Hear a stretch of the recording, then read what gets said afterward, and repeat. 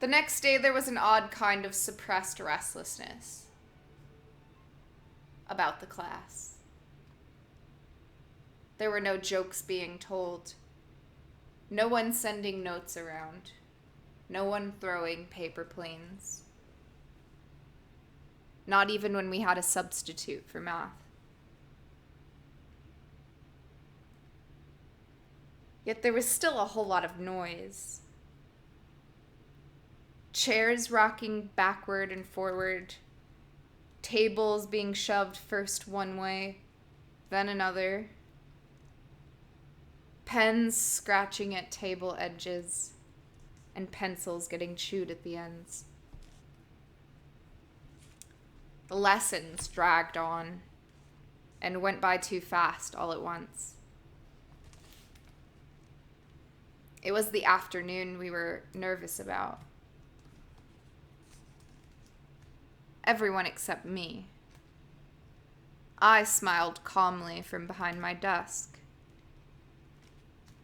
and gained a couple of merits for being the only one able to pull myself together to answer Eskildson's question about weather, winds, and water in America, both north and south. Once in a while, I let my finger run along the black, gilt-edged cards in my bag. Just to be sure, I could still make out the rough edges of 4 of them.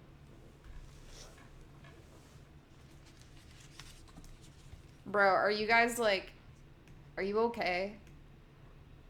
Are you pranking me right now? Here, is that better?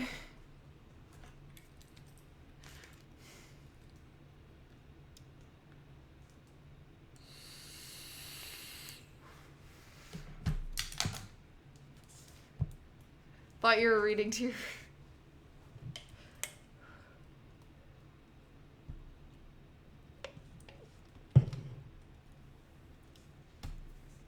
When the bell rang for the end of the final lesson, we had already packed our bags, and we set out in 3s in different directions.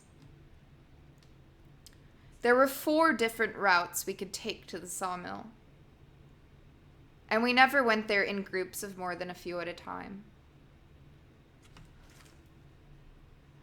Okay, I'm sorry for calling you out like that. I should make it a little bigger though. It can blend in. I get it.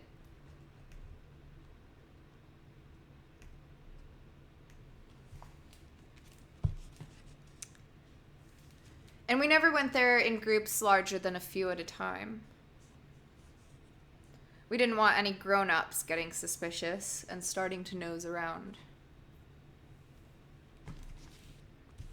It only took 20 minutes from the bell ringing until the last 3 arrived. I pulled out the black cards from my school bag and handed them to Jan Johan.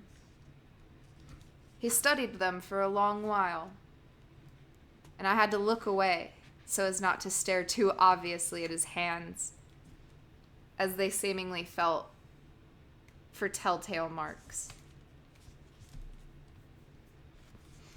Yeah, I couldn't help but smile as he eventually signaled his satisfaction and started to carefully shuffle the deck.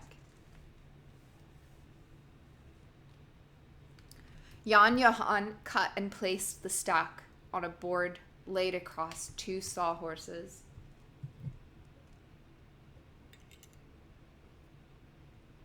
Right, he said. To avoid cheating, we all take the topmost card. Aces high, deuces low. Everybody in line. Jan Johan added something, but what it was I didn't hear. Suddenly I had to pee badly. I was freezing and felt like I was about to get sick. If only I'd taken the other option and now had a deuce in my back pocket. There was nothing that could be done. I had to step in line somewhere in the middle, behind Ursula Marie, and could only play along. Everyone was fidgety with nerves, and it was as if the line was moving even when it was standing still.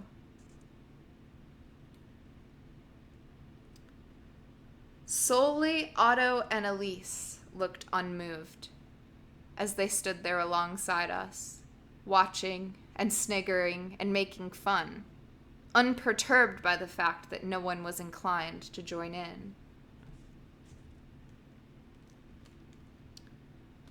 Gerda drew the first card and looked neither relieved nor disappointed. Just held it against her chest as soon as she'd noted what she'd drawn.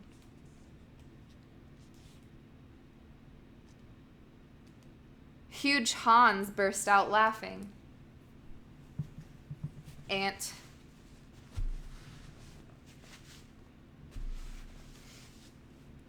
Sorry, everybody. Die! Okay. Huge Hans burst out laughing and held up a 3 so we could all see. Sebastian laughed too, but not quite as loud. He'd drawn the 8 of diamonds. One by one, the line moved forward. Some were ecstatic. Others turned silent.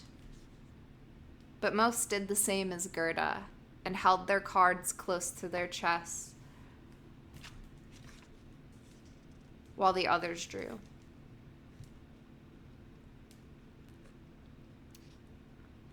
Then it was Ursula Marie's turn. She hesitated for a moment before lifting the uppermost card and heaving a sigh of relief. She had drawn a 5. I knew it was my turn. Sorry. Blah, blah, blah. She'd drawn a 5. It was my turn. I knew straight away it wasn't a deuce at the top. The first visible rough edge lay several cards down. For a moment, I thought about toppling the stack, like it was an accident, then gathering up the cards with the deuce just happening to be on top. But Richard was rushing me from behind, and all I could do was pick up the topmost card, with its unblemished gilt edging shining at every corner.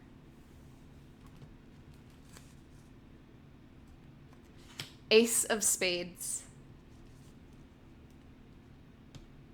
13 out of 13 is 13.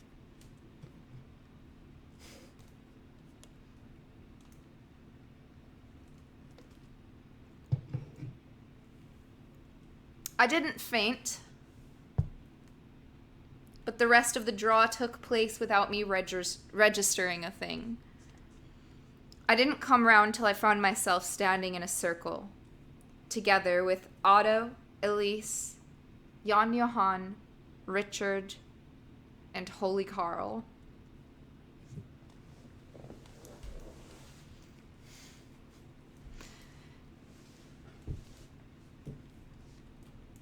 From now on, Otto was in charge. We meet up at 11 by Richard's bike shed. From there, it's only a short distance to the church. This is not a good idea, Holy Carl stuttered, and I can get expelled from the mission. I don't think it's a good idea either. Elise, too, was getting cold feet. Isn't there something else I can give up? My watch, for example? Elise stretched out her arm so everyone could see the red wristwatch her father had bought her the time she moved in with her grandparents. Otto shook his head. My Discman, then. Elise patted her jacket pocket, where we knew she kept the little marvel no one else in class could match. I don't think Elise was very sad about having to dig up her baby brother. I think Elise was afraid her parents would find out and send her away for good. For when Otto refused to yield, she didn't insist, but merely said, we have to remember exactly how the flowers were so we can put them back again afterward.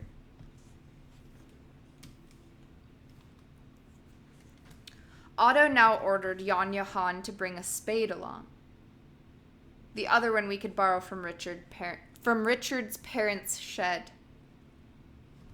Holy Carl was to bring his trailer, and Elise and I were to make sure we had flashlights with us.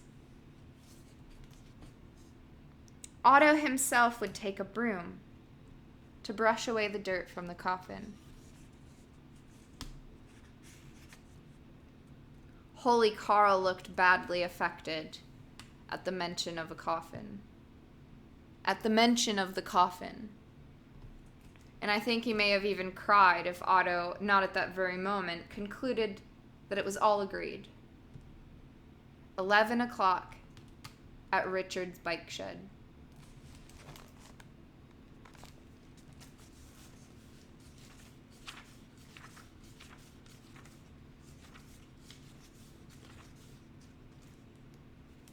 So guys, 11 o'clock at Richard's bike shed, aka my stream this Monday. Thank you for listening. Monday.